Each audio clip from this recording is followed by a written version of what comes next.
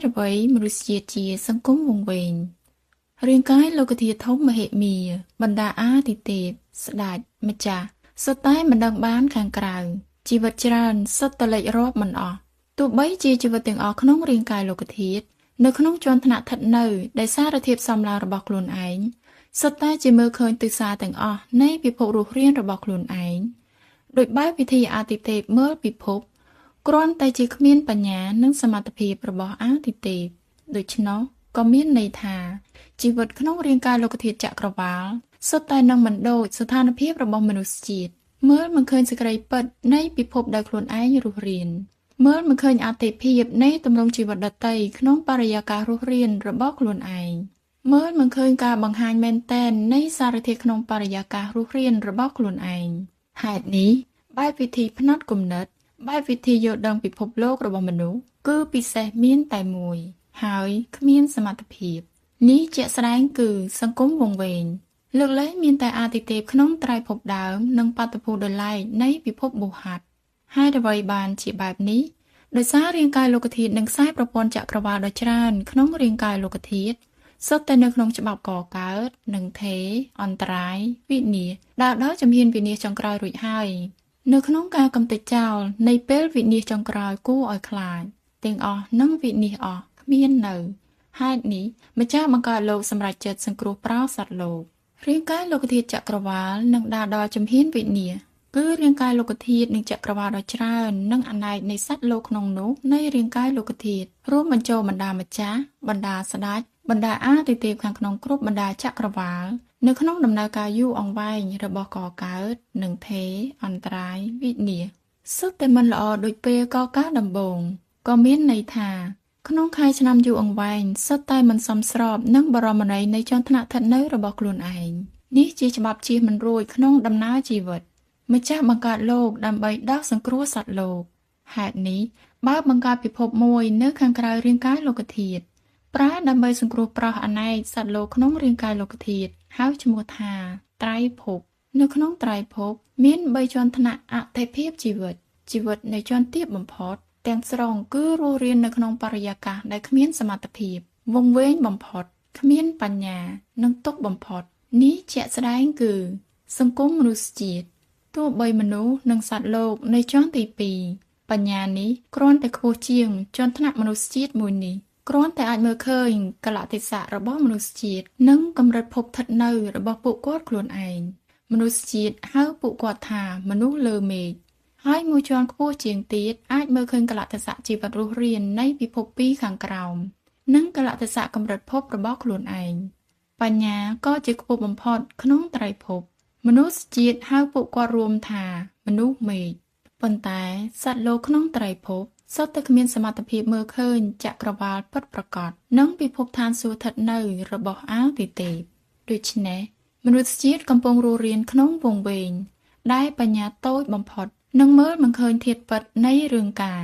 នេះគឺនៅមុនពេលវិនិច្ឆ័យអស់ចុងបញ្ចប់ម្ចាស់បង្កើតលោកដើម្បីត្រួសត្រាយឲ្យសត្វលោកអាចបានសង្គ្រោះក៏ជាទុកឲ្យសត្វលោកនៅក្នុងពិភពទុក្ខមិនច្បាស់ពឹងផ្អែកករណានៃលក្ខណៈមនុស្សដើរចេញមកពិបាកគឺដ៏ពិបាកនៅចុងបញ្ចប់នៃកកើតនិងថេរអន្តរាយវិនាសជីវិតដែលគួរកំទេចចោលមានតែនៅក្នុងទុក្ខរំលាយកម្មដើម្បីដើរចេញមកក្នុងពេលដំណើរគ្នាម្ដងទៀតអាចរក្សាជាប់ធម្មជាតិដើមស្លូតករណាទើបអាចត្រូវបានអនាគតទទួលស្គាល់ពេលចុងបញ្ចប់មកដល់ម្ចាស់បង្កើតលោកយល់ព្រមឲ្យអាទិទេពស្ដេចម្ចាស់ដ៏ច្រើនជាមួយនឹងមហាអាទិទេពមហាត្រាស់ដឹងធំមហិមាជាងទៀតដែលទទួលបន្ទុកមួយទិសរាងកាយលោកធាតុចុះលោកីចាប់ជាតិជាមនុស្សបាំងជាប់បញ្ញានិងសមត្ថភាពទាំងអស់របស់ពួកគាត់ទុកបំផុតគ្មានសមត្ថភាពបំផុតគ្មានបញ្ញាបាំងចិត្តទាំងស្រុងនៅក្នុងរាងកាយមនុស្សរងទុក្ខរំលាយកម្មនៅក្នុងទុក្ខពឹងផ្អែកកំណត់សុចរិតរសាជាប់ធម្មជាតិដើមស្លូតករណា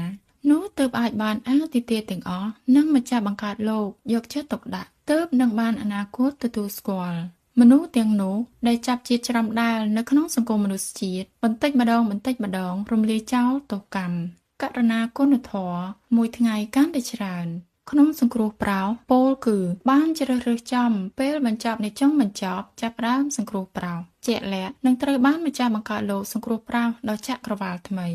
ដូច្នោះក៏មានន័យថា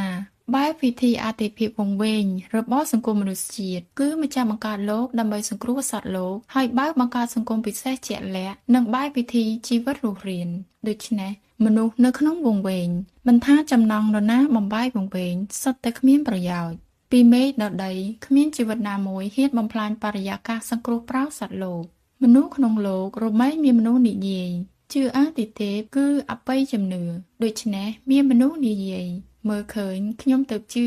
មើលមិនឃើញគឺមិនជឿ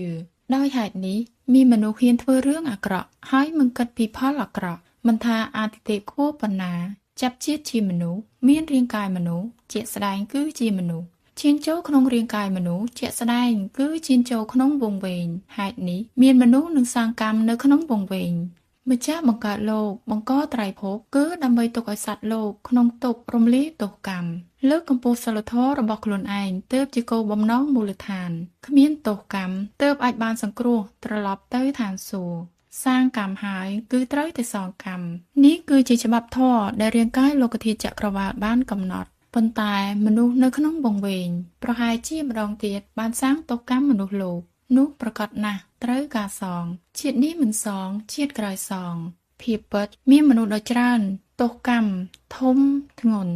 ដើម្បីមនុស្សអាចបានសង្គ្រោះម្ចាស់បង្កើតលោកក៏នឹងជំនួសមនុស្សទទួលរងទុក្ខឈឺចាប់មួយចំណែកនេះគឺជាក្តីស្រឡាញ់ធំបំផុតមេត្តាធំបំផុតចំពោះសត្វលោក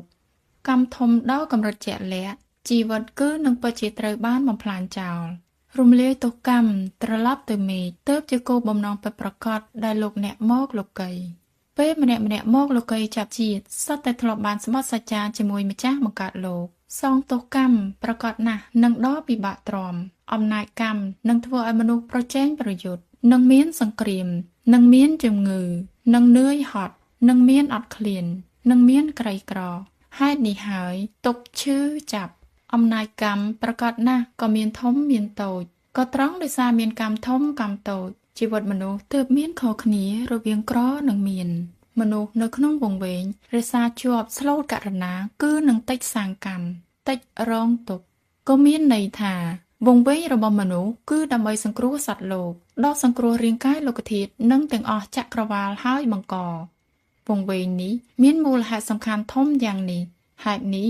ក៏នឹងដាច់ខាតមិនបណ្ដោយតាមចិត្តមនុស្សហើយបំបែកវង្វេង